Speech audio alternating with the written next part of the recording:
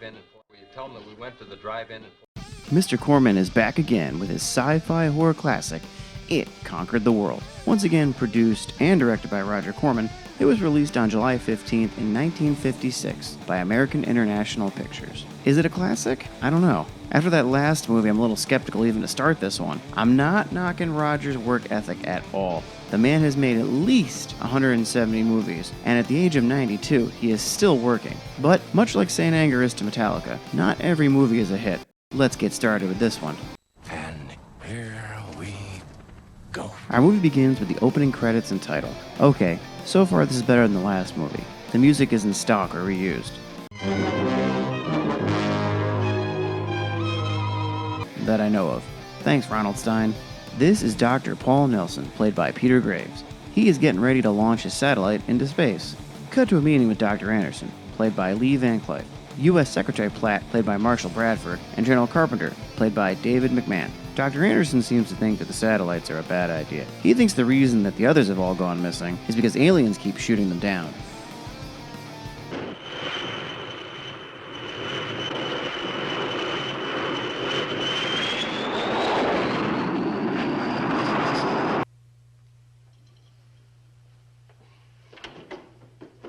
He showed him. 3 months later, we join Tom, Paul, and their wives sitting down to a dinner. Paul's wife, Joan, played by Sally Falser, and Tom's wife, Claire, played by Beverly Garland. Which is odd because it seems that 3 months ago, Tom hated Paul and his work.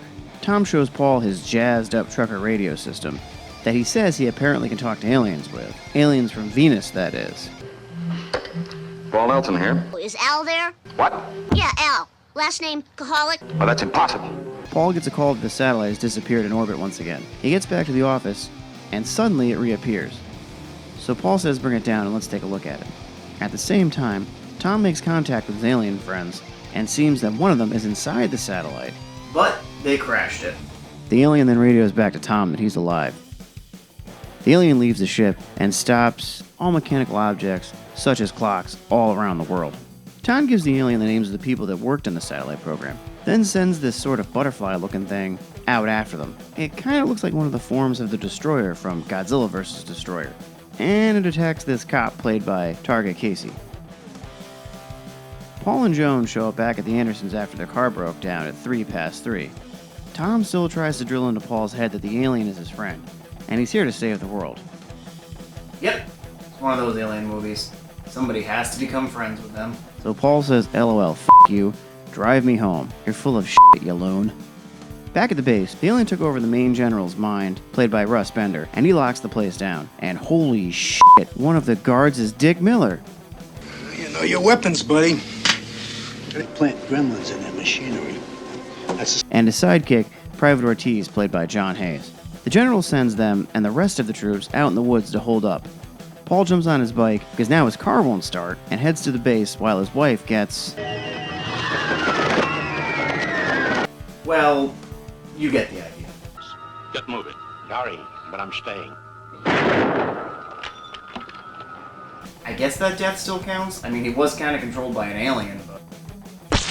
whatever. When Paul gets to the base, he finds out it's been closed down, and all the others have been moved to the second base. So General Patrick offers him a ride in his Jeep that works. But Paul figures out quick that he's under alien control.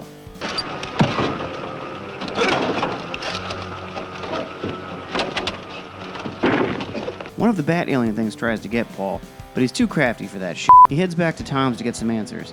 And the story is, yeah, you know, aliens want to take over the world, and Tom is nuts and wants to help them. And he wants Paul to help him work with the aliens too. Paul bails and heads home where he discovers that his wife has been possessed or brainwashed or taken over by one of the aliens. She tries to have him taken over as well, but Paul is too tough for that. He fools his brainwashed wife and takes a couple shots at Jones because she tells him there's no turning back once that they've been possessed.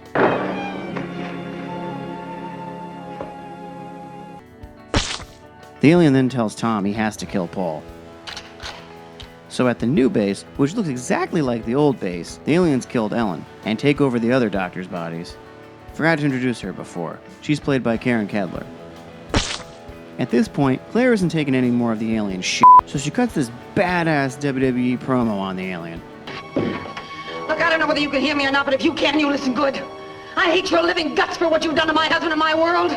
I know you for the coward you are, and I'm gonna kill you. Do you hear that? I'm gonna kill you. Claire takes Tom's gun, which he was going to use to kill Paul, and heads over for the alien. Paul tries to reason with Tom about not following the invaders. I have a feeling his speech is more of a metaphor about not going with everyone in society and working for the man, and only he can do it for himself. Tom seems to come around after Paul's speech. Meanwhile, Claire is on the hunt. And we see the alien.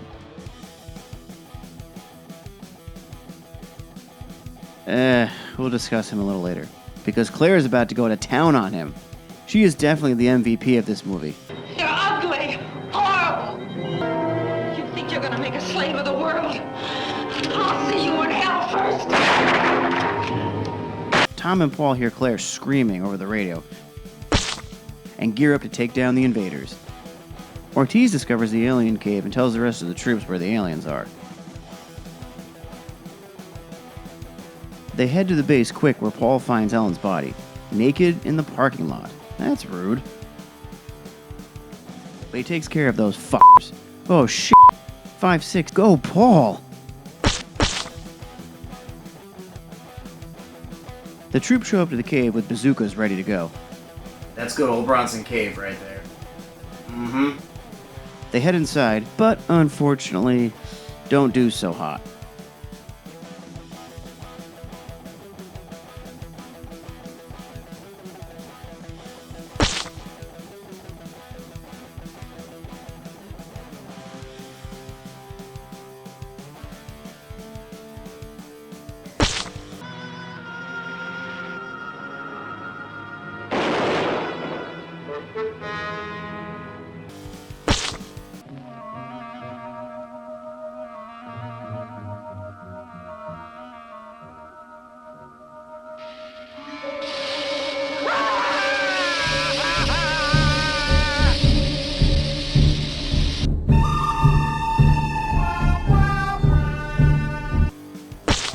This movie is getting wild! Boy, that escalated quickly. And he steals the cop car. Tom decides to run and burn the sucker, but not before the alien gets him as well.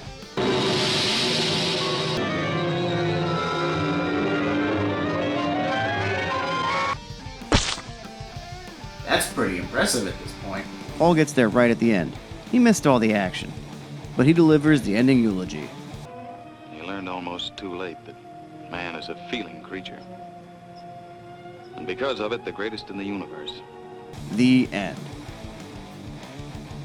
There's a lot of back and forth between Paul's house and Tom's house, which kind of gets tiring after a while.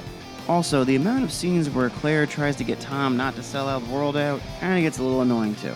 Her acting is really good though. She's a pretty good voice of reason. Paul's anti-conformity speech is also pretty good too. Very punk rock. I have to admit, I really like this one. A lot of people get killed, and even the monster is looking a little weak. The rest of the movie makes up for it. Kudos, Roger. This one is a banger.